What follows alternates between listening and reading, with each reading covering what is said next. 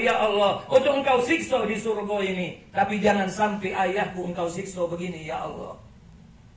Kasihan ya Allah, aku dah tega melihatnya. Untuk apa kau hidup? Untuk menebus kesalahanku, supaya aku bisa menolong ayahku ini.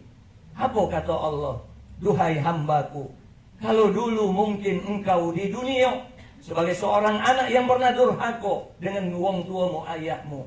Tapi sekarang ini di akhirat, sekarang ini engkau menjadi anak yang saleh, anak yang berbakti kepada ayahmu ini. Maka persaksikan duhai hambaku, masuklah engkau ke surga, ajak ayahmu bersama-sama engkau ke dalam surga. Apa maknanya Pak? Bayangkan, ketika kita nanti di akhirat menunjukkan kasih sayang kita dengan kedua wong tua kita, membela wong tua kita meskipun Pak kita di neraka, Allah masih mendengar doa kita. Apalagi kalau kita sekarang ini masih hidup di dunia. Itu Pak benang merahnya. Tolong anak-anaknya yang 4 orang 10 cucunya, jadikan diri kalian menjadi anak yang saleh dan salehah bagi almarhum Rustian Syarif bin Haji Syarif Ana. Tidak kate yang dia butuhkan sekarang ini. Dia dalam tekanan, dia dalam impitan, dia dalam tindihan alam kuburnya. Tidak ada yang bisa menolongnya kecuali doa istighfar. Kecuali engkau sholat, tidak pernah engkau meninggalkan sholat dalam kehidupanmu.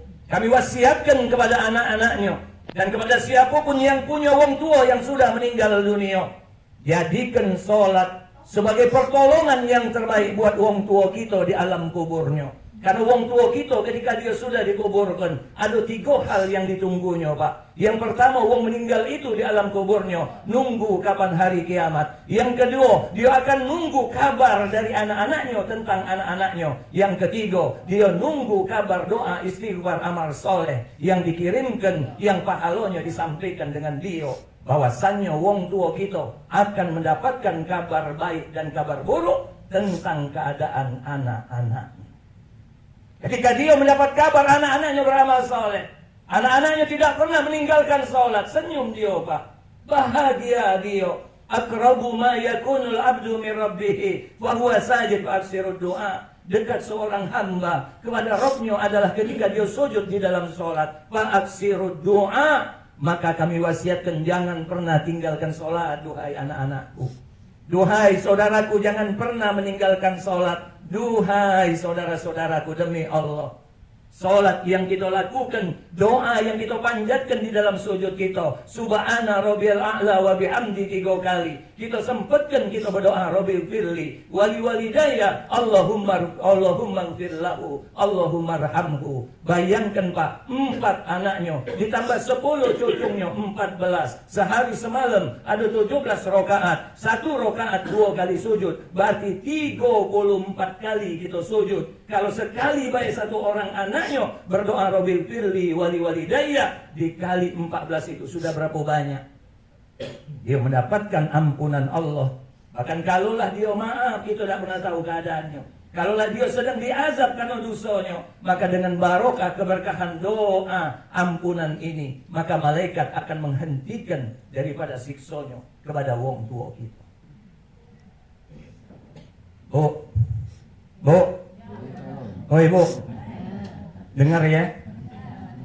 Kalau kamu punya suami yang selalu mengerjakan sholat, tidak pernah tinggal, kemudian dia berbakti dengan kedua wong tuanya, nah itu juga kita Pak. Kalau kita punya bini yang senantiasa tidak pernah dia ninggalkan sholat, dia taat dengan Allah dengan sholatnya, dan dia berbakti dengan kedua wong tuanya. Tolong diingat-ingat, kalau kita punya pasangan hidup seperti ini, suami dan istri seperti ini, jangan pernah dikubur suami istri ini sebelum dia mati.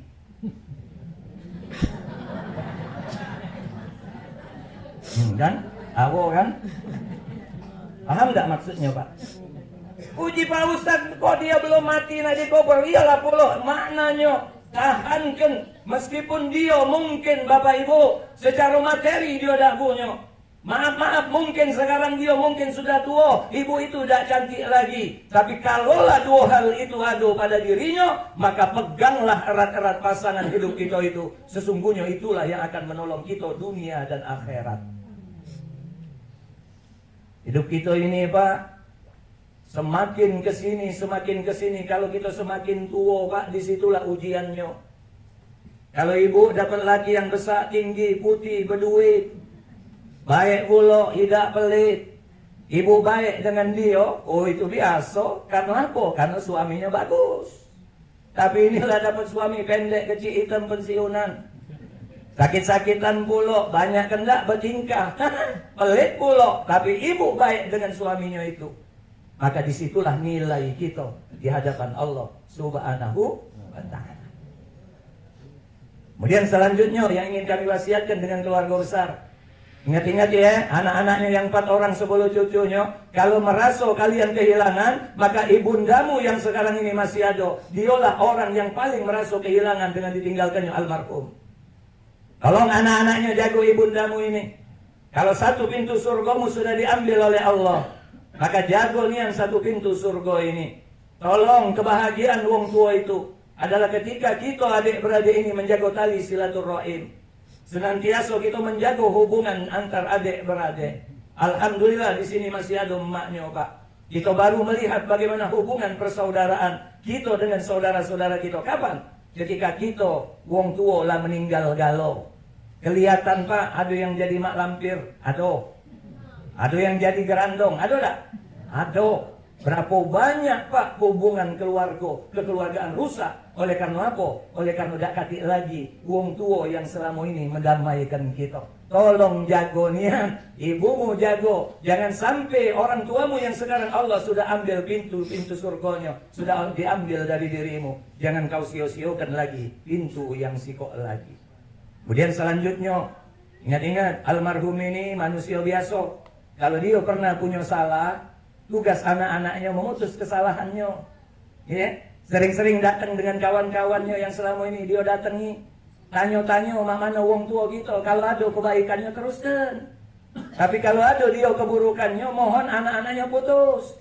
Jangan sampai apa? Jangan sampai keburukannya itu dibawanya sampai di alam kubur. Tugas anak-anaknya, kalau dia punya utang, dia punya janji, atau dia mungkin pernah ada sesuatu yang dipinjam belum dibalikkan, makanya itulah gunanya tali silaturahim yang kita hubungkan dengan uang yang paling dekat dulu dengan dia.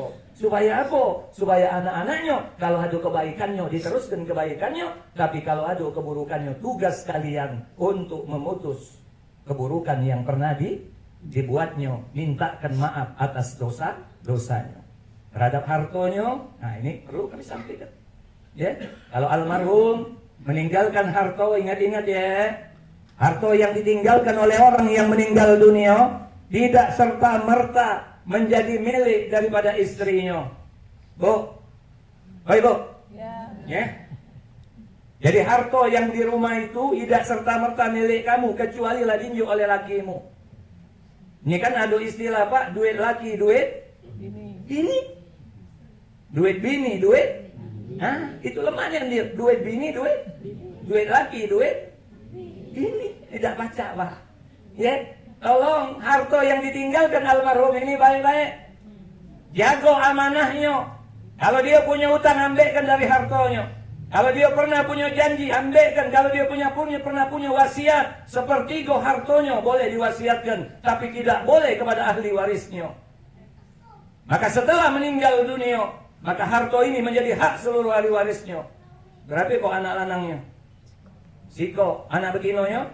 3. Berarti seorang istri yang ditinggal mati oleh suaminya, dia punya anak, maka istri tersebut mendapat 1/8 bagian dari harta suaminya. Sedangkan anaknya yang 4, 1 laki-laki, 3 perempuan. Yang laki-laki dapat 2 bagian, yang perempuan dapat 1 bagian. Berarti 2 tambah 3, kan laki-laki 1 kali 2, perempuan 3 kali 1, berarti 5. Berarti 1/8 menunjukkan istrinya. Sedangkan 7/8 langsung dibagi 5, 2 bagian dikasihkan yang lanang, 1 bagian yang perempuan, 1-1. Ini kenapa kami sampaikan, Pak? Ini yang kadang jadi persoalan. Kami ini sering, Pak, didatangi yang namanya uang minta tolong diluruskan. Karena apa? Karena biasanya kalau belum kejingok, Pak, jumlahnya itu tidak katik berebut. Di Borang itu yang tempat ngubur almarhum ini itu dulu tempat jin buang anak. Sekarang jin yang dibuang itu sudah mulai beranak lagi. Dan dia belah mulai berejom buang. Dulu tanah diborang, tak kata yang galak. Tapi coba sekarang kamu pergi ke sana. Benar tak Pak? Nah tolong kalau tidak paham, tanyakan sebab apa. Masalah waris ini Allah tak main-main loh. Ngapa